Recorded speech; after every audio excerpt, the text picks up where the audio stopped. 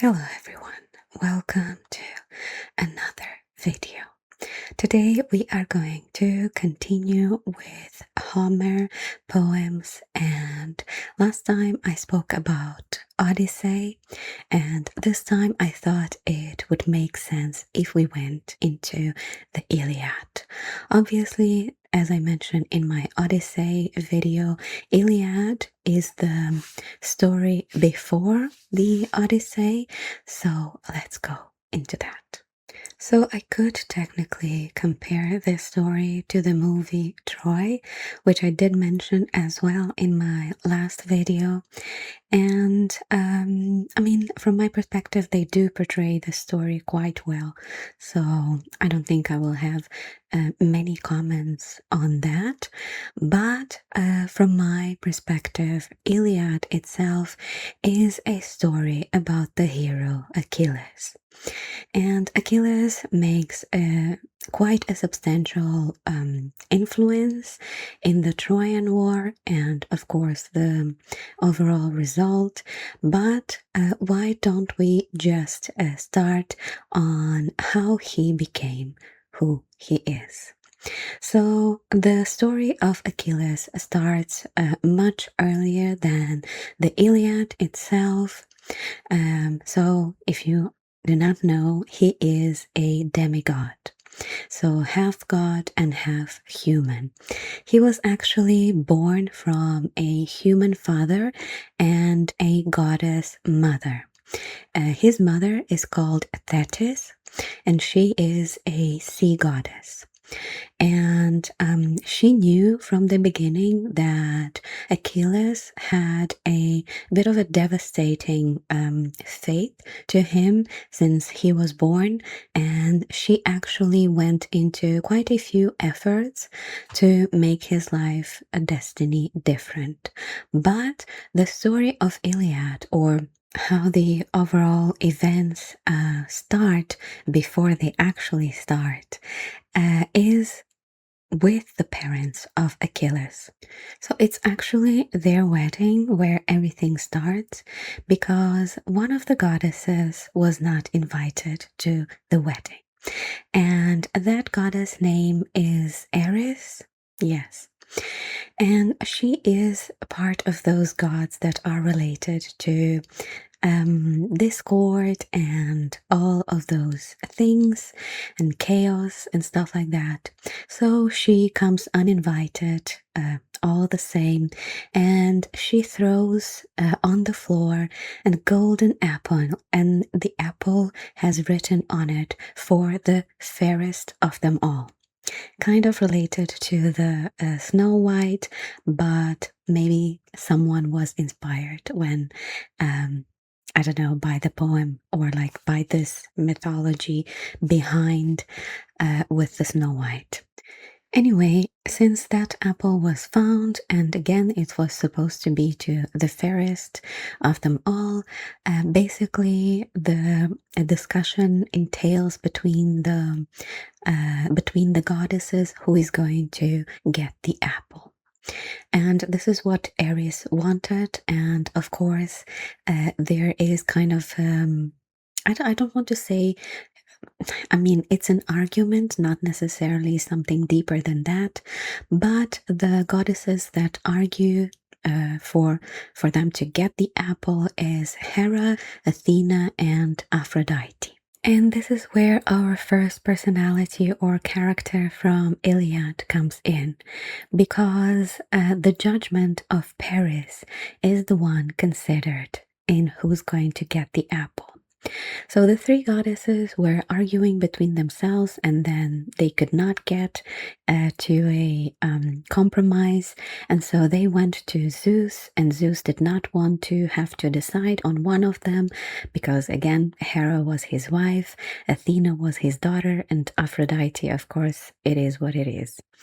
And so he was like, you know what? I'm seeing this handsome man over there. And so he decided to involve Paris into this confusion, basically. So, what happens is that Paris is then chosen to make the final judgment and to persuade him to select one of them. Hera offers him political power and stuff like that, and Athena offers him military power and, like, I don't know, victories. And Aphrodite offers him the most beautiful woman in the world. And so, with those offers, Paris decides on Aphrodite so then he could get the most beautiful woman in the world. So, this is where all the confusion starts and the overall story. And of course, this is how Paris becomes involved with the story itself as well. But before we go to Paris and Helen, which was the most beautiful woman in the world that Aphrodite promised, I wanted to step to the side a little bit and tell you the side story of Achilles. So, all of this started with his parents' wedding. So, his father and his mother, let me just get his name, Peleus and Thetis, were married, and eventually they had Achilles, who is the demigod, as we already discussed. And he was born already with quite, I don't know, like extra strength and agility and, all those qualities quite a bit more heightened comparing to, let's say, a normal human being. But as I said, Thetis immediately suspected that he was going to have quite a difficult destiny, and she suspected that he is going to become like a very well known hero, but he's going to die young. And so, in order to prevent that, she made quite a few things. Depends on the myth, basically, but some of the things that were told to have been done is, for example, that she dipped Achilles, holding him by his heel or the heel of his foot, into the river Styx. And so, who who uh, dives into the river, into the waters of river Styx, becomes invincible. And of course, this is where the famous Achilles heel story comes from, because he was basically invincible or like impenetrable, whatever, in on all the parts of his body except of his heel, which is where she was holding him to dip him in the river. There are quite a few other stories that say that she previously gave him immortality, but then she tried to burn it away, and the father, I never remember his name, but whatever, Peleus, good that I have my notes here on the side, that his father found her, and he basically prevented her from, burning his immortality. So there are, again, different myths for different things, but that's the story on how he becomes this personality. So basically, he is a demigod, and again, there's this side story on where he's dipped into the waters of the Styx River, and so that qualifies him as invincible. And he is also trained by the centaur Chiron, another famous name. So Chiron, he teaches him all kinds of strategies and military things, just fighting in general. So he becomes quite efficient as a warrior. And then where it comes to the war itself. So before we go back to Helen and how she went to Troy, I want to mention that Achilles was hidden by his mother because she did not want him to go to Troy and fight that war, because she kind of knew that he would die there. And so, since that was the case, she kind of disguised him as a girl. And once the Greeks came to get him, uh, he was just, with the girls, hanging with the girls, and Odysseus or Odysseus. I kept saying Odysseus in my Odyssey video. I don't know how to pronounce it exactly correctly in English. Okay, English is not my first language. Besides all the other 6 or 7 languages that I speak, that's the best pronunciation that I could get. Okay, so Odysseus is the name that my brain gives to him. Anyway, so Odysseus, the smart one or whatever, he decides to give gifts to the girls, and in between the gifts, there are weapons as well. And so every girl selects a certain thing, and the only girl that selected the weapon was actually Achilles in disguise.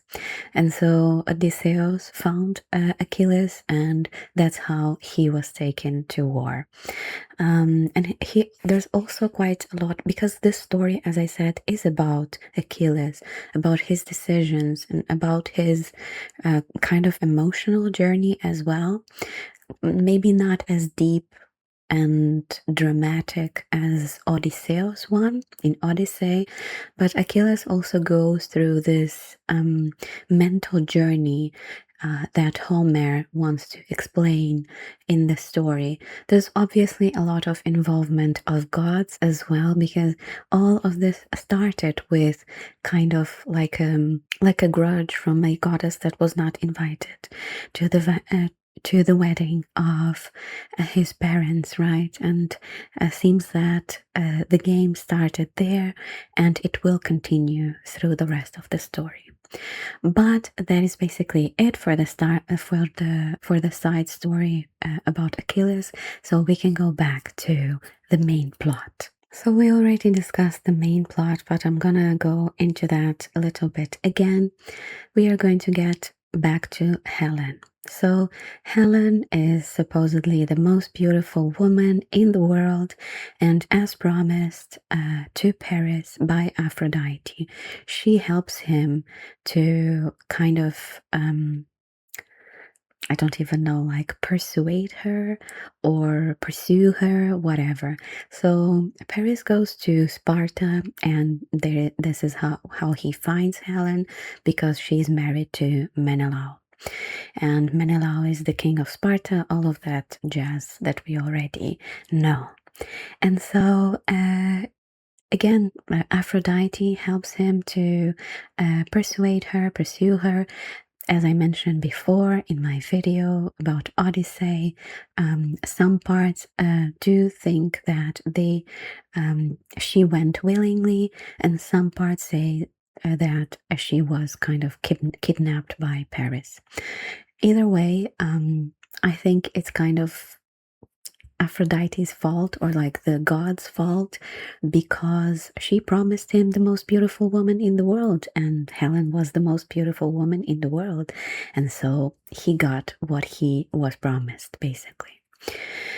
And so we already know the war entails, blah blah blah. The war starts. Menelao goes to Agamemnon. They start the war. They gather the Greek army, and of course, Odysseus gets Achilles, and this is where the Iliad starts. So Achilles decides to go. It is a choice that is put on him to make. So it's not like Odysseus captures him and drags him into war. So he knows as well that this situation about his destiny, and he has to decide. Basically, that's the situation. He has to decide. He knows it. sometimes I think that he actually knows that if he goes to this war, he will die as a hero, or if he doesn't go, then he can live a long life, but again, not a hero, I guess. So, anyway, he decides to go to war. And the Iliad actually starts quite deep into the war because, as I mentioned in my previous video, the war goes for 10 years. So I think that quite a few years have passed since the whole shebang happened, and they are still fighting. Sometimes Greeks win, kind of. Sometimes Trojans win, but nonetheless, Greeks cannot penetrate the walls of Troy. That is kind of the entire story of the war, or the majority of the years of the war. Also, there are gods involved because sometimes there are gods who favor Trojans, there are gods who favor Greeks, and then obviously from their own side, they play on the entire situation. For example, in one instance, Apollo sends a plague on the Greek army, and that is because the Greek army has captured, I think it's like a priestess or a daughter of priest in Apollo's temple in Troy. And so Apollo is mad, and he's like, you know what, I'm gonna send a plague on you. And so the Greeks start dying because of this plague, basically. And yeah, like Agamemnon is not happy. I think that Achilles is also tired of the war, and yeah, basically he's not as helpful as one would imagine, like the main warrior or like the best warrior of the Greeks would be. But either way, Achilles was already not very helpful or happy about the entire situation. But once this daughter of the priest of Apollo temple, they have to give her back for the plague to stop. So Agamemnon reluctantly but gives this girl away. I can't imagine the treatment that she was getting, because instead of this girl, he demands the girl that was given to Achilles. And Achilles is not happy about this at all. So in the poem, there is a part that she's kind of paraded through the army's camp. So then everyone sees that the girl that was supposed to be the one with Achilles, or like, I don't know, belongs to Achilles. I can't find good words to describe this situation, okay? But anyway, so the girl that was supposed to be with Achilles, she is paraded through the army camp, and everyone sees that Agamemnon has taken the girl away from Achilles. And Achilles takes this as a huge hit to his honor, basically, that Agamemnon is disrespecting Achilles, and then this basically makes Achilles not go to war or to battle anymore. And without Achilles, the Greek armies are losing quite a bit. Just going back to like Paris and Menelaus, there's a part where they fight, they challenge each other. I can't remember. I think it's Menelaus who challenges Paris to fight face to face or mano a mano, whatever. And of course, Menelaus is a stronger warrior. Paris was just this pretty boy, basically, and that's all there was about Paris. I think that in a few other myths that I can remember, he was compared to be as pretty as Adonis, and that's why Aphrodite favors him a lot as well, because Adonis used to be the lover of Aphrodite, and also like one of the most handsome men ever seen in Greek mythology, whatever. And going back to the gods that were favoring Troy, so we have Aphrodite who favors Troy, and we also have Apollo who also favors Troy. And then on the other hand, we have I think it's Athena, and can't remember who else. Let me check my notes. Okay, it's Athena and Hera. And then we have Aphrodite and Apollo who favors Troy, and the other two favor Greek. And Zeus kind of stays out of it for most of it, unless some of them basically come and ask him a favor. Or favor one side or another. Either way, back to Menelao and Paris, they fight. Paris loses, and Menelao was going to kill him, but Athena intervenes and saves Paris. So that's how it goes. Obviously, Greeks are not very happy about it. And again, they also get some favors here and there from Hera and Athena. Of course, Athena plays quite a huge role here, and she helps Greeks or Greek armies a lot, which is why I was also so upset in my last video about Odyssey that Athena, with all her interference in the and favoritism for Greeks, she was not depicted as well as I would like in the Odyssey movie. But anyway, the story goes on, and we continue with the conflict between Agamemnon and Achilles. So Achilles rejects any type of conversation with Agamemnon. Agamemnon offers him to give the girl back, where this whole thing or their conflict started. And like riches and like, I don't know, high positions and stuff like that. But Achilles is angry. Again, he feels very disrespected. He knows that he is the best warrior. And so he wants to kind of show Greeks that they are nothing without him. And it is absolutely true. The Greeks are being defeated more and more, and so Agamemnon is kind of desperate. In between all of this, we also have Hector. Hector is one of my favorite personalities or characters in the poem, and I think that he is depicted very well in the movie as well. And every time that I see the movie, I think that he also is the most handsome, even though Paris is supposed to be the handsome boy, but I think that Hector is very pretty. Anyway, so Hector is battling, he's leading the armies, he is doing quite a lot for the upkeep of Troy and their victories with the Greeks or against the Greeks. And he spends most of his time outside of the city, again battling. But there is a part which I think is the most dramatic part, besides the final section of the poem that is shown in the poem.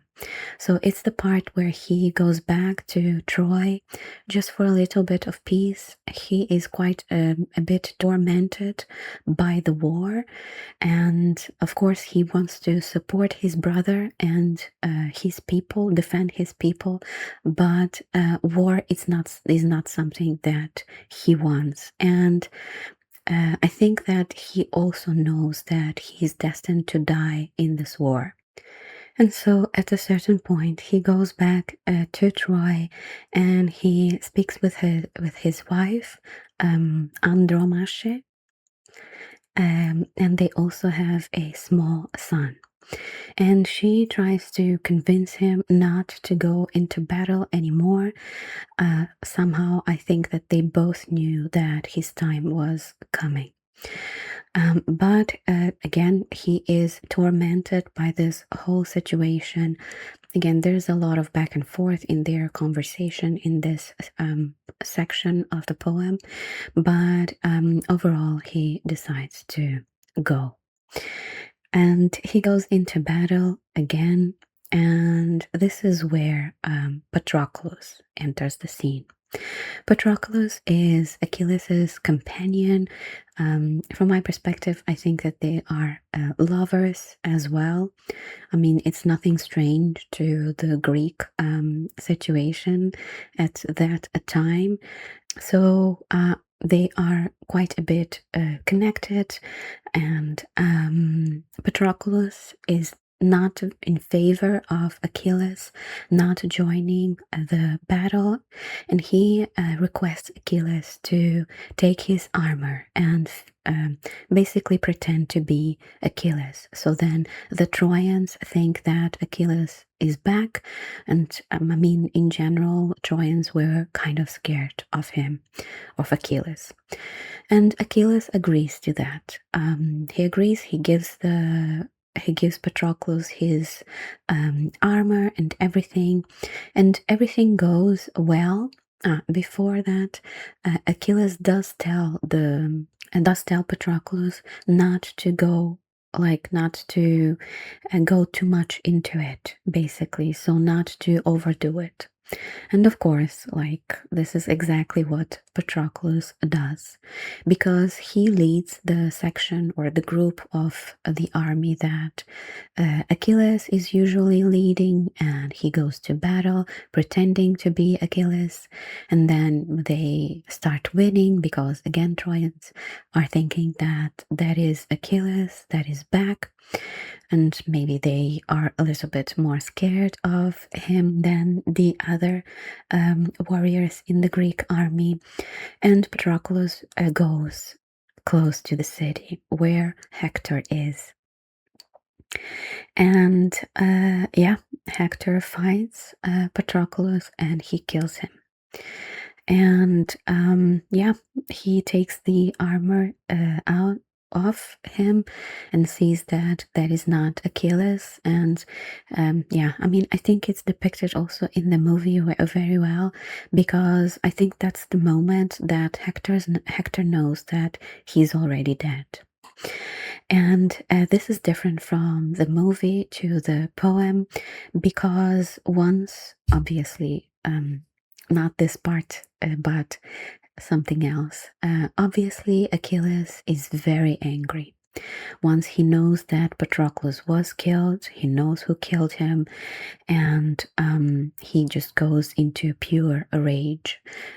He doesn't really care a bit about anything anymore. He just wants to just ragingly kill everyone.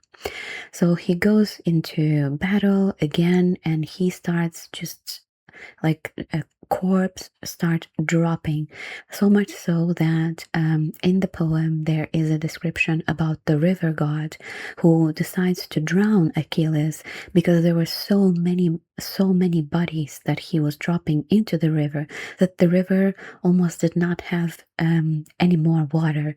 It was just blood and bodies. And so he kind of holds Achilles for a little bit, but then I believe it's Athena who intervenes and saves Achilles from drowning. Yeah, as I said, the gods intervene quite a bit in the battle as well. Sometimes they go and fight. They pretend to be warriors and they fight, or again, they save the people that they want to save, basically. Like Paris was saved by Aphrodite, and now Achilles was saved by Athena. Anyway, he is saved by Athena. He continues to fight until he sees Hector. And again, something different towards the movie. In the poem, Hector, once he sees Achilles, he is so scared that he starts to run. he starts to run away from Achilles. It is said that he's running around the walls of Troy to escape Achilles, but eventually he stops running and they fight.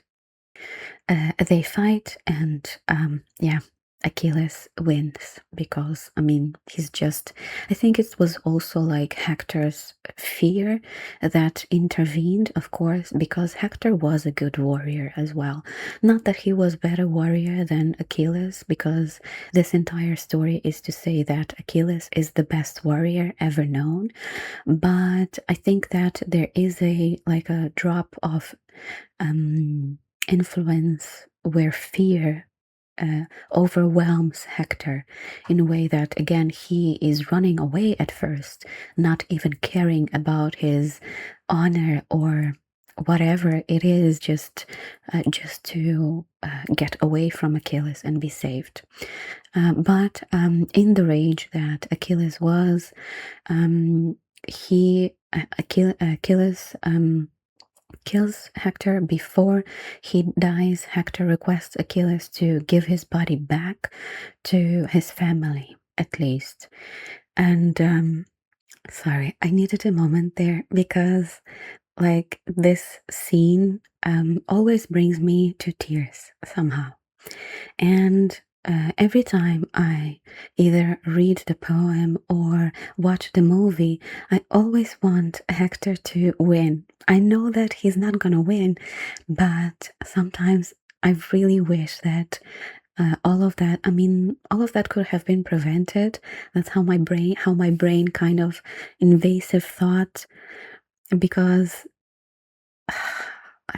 my brain is a bit scattered now that I'm feeling a bit emotional.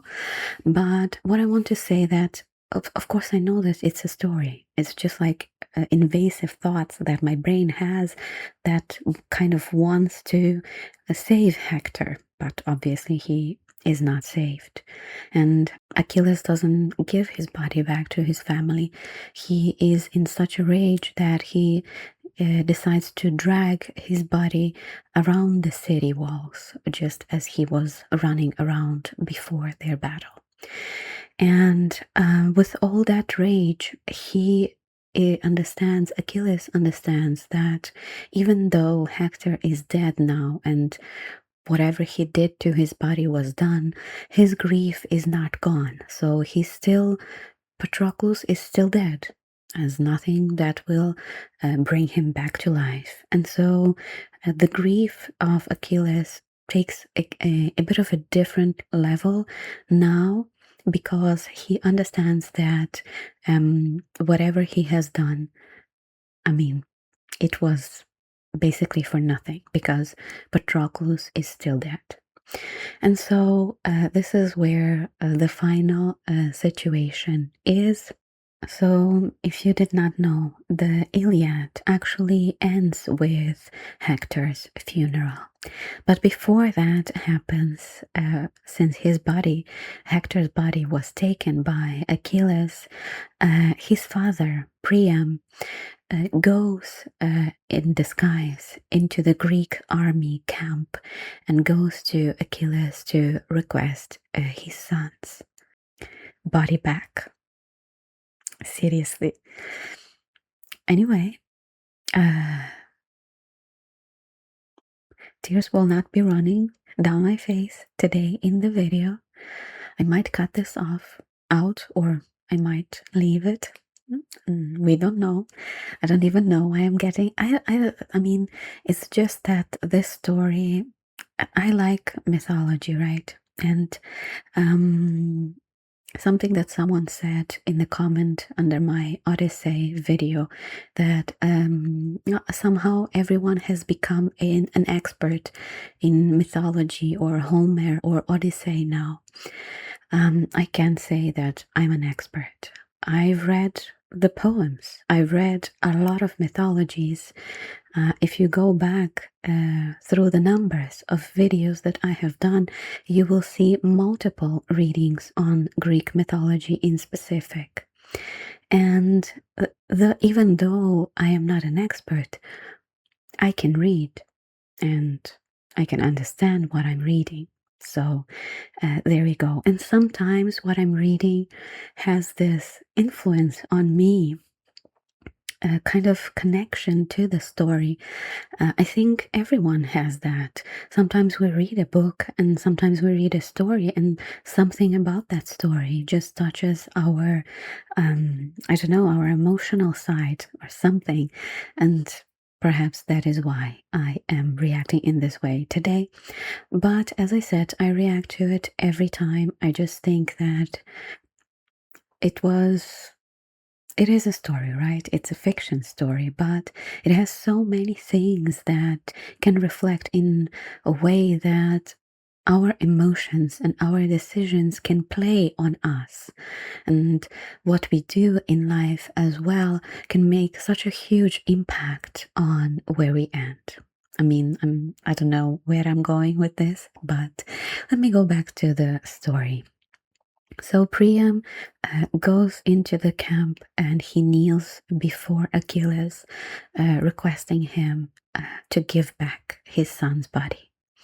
And Priam is said to be a quite old man. Of course, he's the father of both Hector and Pyrrhus, and both of them are grown men already with their own children. So when Achilles looks at him, he kind of sees his own father, and his grief goes from a rage into uh, a bit of like a not, I don't want to say sadness, like quiet sadness. It's like a desperate sadness of what has been done. And yeah, he decides to give the body back, and Priam takes the body, and the story or the poem ends with Hector's funeral. And yeah, that's the entirety of the Iliad that we already know about, how it all ends, right? But going back to Achilles and how this story is about his emotional journey, from my perspective, that's what it is. I mean, of course, there are a lot of other things involved, but as I said, like it starts with Achilles's decision, uh, either to go to war or not to go to war, and then, of course, with all the other happenings. So I think that's it for the story of Iliad, and then, of course, then we know that Greeks ended up conquering Troy and the entire rest of shebang that goes into the Odyssey that we already discussed. But from my perspective, I think that I enjoy Iliad a bit more than Odyssey. I also feel a bit more connected to the heroes in Iliad in comparison to the heroes of Odyssey. I think that a lot of bad decisions were made in the Iliad, but most of them were triggered also by the gods playing the game, right? Same as with Odyssey. I mean, I can say that's not the case there. But yeah, I think that I do prefer Iliad to Odyssey. I like this emotional journey of Achilles much more than I like the emotional journey of Odysseus. I think that Achilles learned his lesson much more quick than Odyssey did, but also Achilles did die much faster than Odysseus did. So anyway, that's it for the Iliad and just overall uh, story in the poem. Um, I don't know. I think that Troy movie depicts this story much better. I also recommended watching Troy in comparison to Nolan's Odyssey. And I also think that it doesn't depict gods as well as one would like. But on the other hand, I think that I don't know, it's just better. Like the music is better, the cast is better, the story is better. As I said, I do favor Iliad, so maybe I'm biased there. In any case, I hope that you enjoyed this telling of the Iliad, and I will see you next time. Bye.